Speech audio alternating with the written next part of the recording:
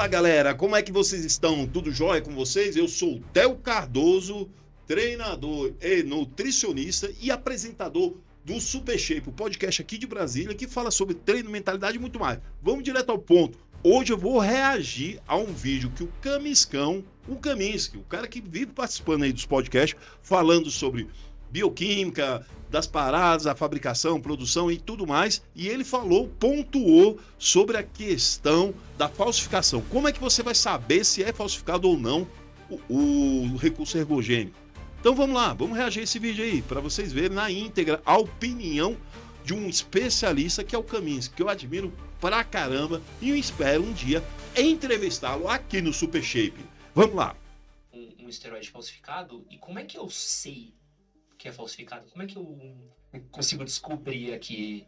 Bom, cara, só se tiver uma bola mágica, porque é muito difícil. Imagina você fazer um exame para a parada, para identificar. Cara, é um gasto que a maior parte das pessoas não vão conseguir arcar e tampouco ter acesso a um exame laboratorial da substância. Normalmente a gente afere a texto para ver o tanto que está sendo e saindo lá no exame, mas ele vai explicar detalhes da falsificação e o quão grande é essa falsificação no Brasil.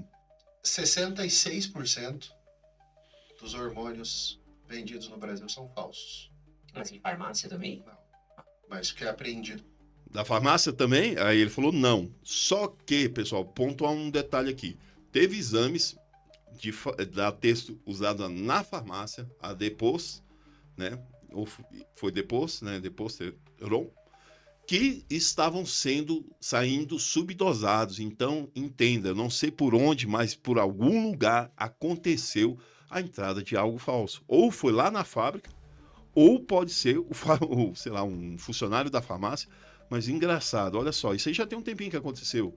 Né? Alguns coaches me acionaram, me falaram sobre, Theo, tá acontecendo isso, exames dos meus alunos não estão batendo e eles usam de farmácia, tá aí a receita. E também tive colega que fez o exame e não estava batendo. Inclusive procurou outra fonte, no caso foi Cooper Pharma, porque não estava dando certo com a da farmácia. Olha que bizarro. Pela polícia. 66%. Então, a maioria da galera aí que tá assistindo podcast e acha no Instagram alguém que vende, vai comprar porcaria. Quais são os riscos? Primeiro, só para vocês entenderem, 66% dos produtos, de acordo com laudos da polícia que forneceu para o Kaminsky, diz que 66% é falsificado. O mais básico não foi feito com boas práticas de fabricação. Então tem bactéria lá dentro. Boas práticas de fabricação, pessoal, ele quer dizer o seguinte: higiene adequada, ambiente adequado, com a pressão negativa do ar adequado, porque tem que ter um exaustor, enfim, um negócio puxar o ar. A maioria não tem essa estrutura. As paredes têm que ter um material específico, vedação, enfim, para facilitar a limpeza e não acumular resíduos. Não pode ter janelas perto, mesmo as janelas sendo vedadas, porque qualquer ar que entra ali bagunça toda a produção. Enfim, olha o tanto de pontos, né? Volta e meia, um atleta é internado por pneumonia, por exemplo. Caramba, vem disso. Uma bactéria que... E quando eu vejo isso, eu mando mensagem pro cara. Eu falo, você tem que parar de tomar essas porcarias aí, porque não foi de ficar descalço depois do banho, não. Não foi. Você injetou uma bactéria. Teve casos, pessoal, de atleta vindo a perder sua vida por conta de pneumonia que ele não sabia de onde vinha. E da onde que vinha? Das paradinhas. A parada que o cara tomou de um laboratório underground estava contaminado. E essa bactéria, de alguma forma, acessou a corrente sanguínea, parou no pulmão, porque tem a troca gasosa lá, né, nos bronquíolos. O que aconteceu? Pneumonia, infeccionou ali, trouxe uma bactéria para aquela região, e aí a pessoa vem e perde a sua vida, é cessada. Por causa de um laboratório, uma economia que é tola. Às vezes um baratinho pode sair muito caro. Era para dentro. E quando você injeta no músculo uma bactéria, você desviou das barreiras que a gente tem do mundo externo para o interno.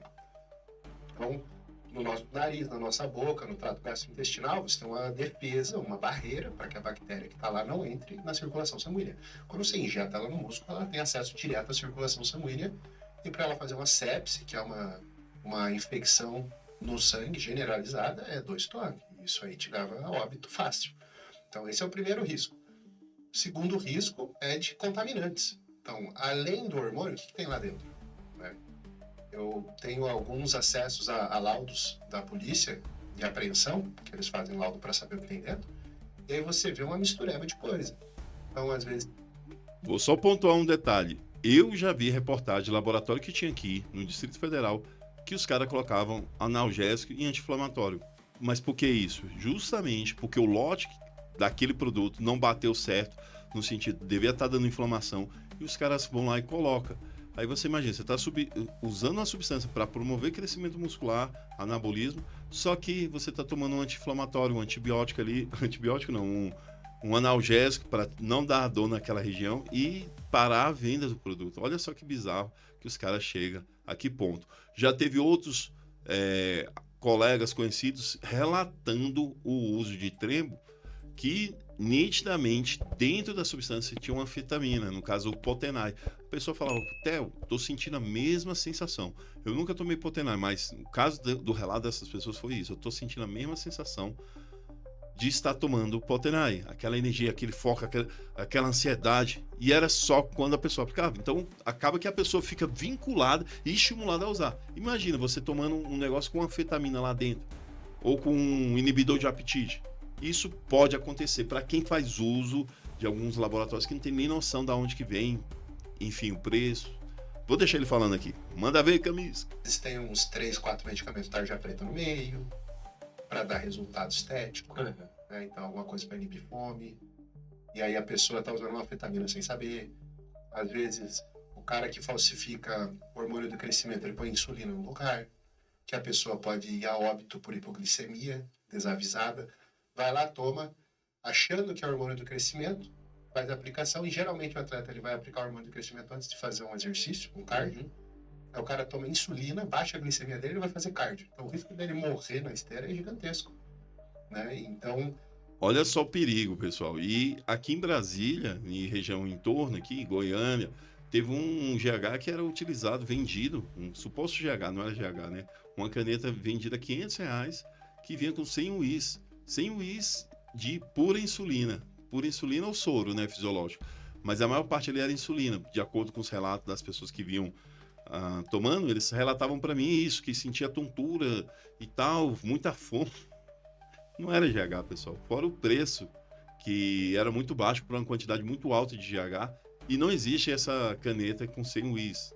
Isso é impossível colocar naquilo ali, porque vai ter uma quantidade de líquido que vai ter que misturar com o pozinho lá do GH, com a substância, o princípio ativo, e para fazer essa mistura, uma caneta normal não iria comportar, enfim. São muitos riscos envolvidos. Desculpa até a minha ignorância, sim, mas eu acho que quem tá usando, no geral, eu pensaria assim, quem tá usando provavelmente um esteroide falsificado, muito dificilmente tá fazendo acompanhamento médico, né? Muito difícil. Muito difícil. Ainda mais no Brasil, que a gente tem um acesso muito difícil a médico, um exame. Vou te falar que... Por que eles estão tocando nesse ponto aqui? Aí o Caminhos que vai relatar aqui mais ou menos, que eu já vi essa partinha aqui, sobre a questão de não fazer exame. Porque aí a pessoa está tomando algo, não tem dinheiro para o exame, ou tem até o dinheiro, mas só que ele prefere comprar mais paradas, porque já não tem muito poder aquisitivo para bancar, no caso aí, os hormônios.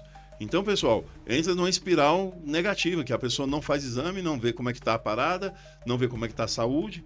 Enfim, é uma situação muito delicada, que a gente tem que se atentar, porque qualquer momento a pessoa pode vir a óbito, ou mesmo ter sérias complicações por causa desses mercados informais, dessa galera que produz de uma maneira totalmente displicente.